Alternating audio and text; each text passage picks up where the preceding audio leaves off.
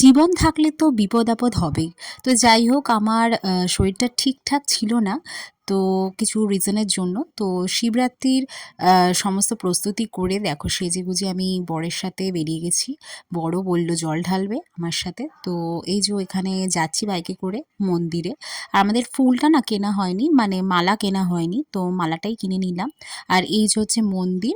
তো এই মন্দিরে ঢোকার সাথে, সাথে দেখলাম সাইডে এরকম একটা নতুন শিব স্থাপিত হয়েছে ঠিক কয়েকদিন আগেই। তো উনি বললেন ইনি খুব জাগ্রত একটা ঠাকুর। তো এটাকে ইন্দোর থেকে নাকি আনা হয়েছে আর স্থাপিত করা হয়েছে। তো যাই হোক ভগবান ডেকেছে তাই গিয়ে এই ঠাকুরটাকেই আমরা জল ঢেলে নিলাম। এই যে আমার বর ঢালছে আর আমি টাচ করেছিলাম, আমিও ঢেলেছি, তখন ক্লিপসটা নেওয়া হয়নি।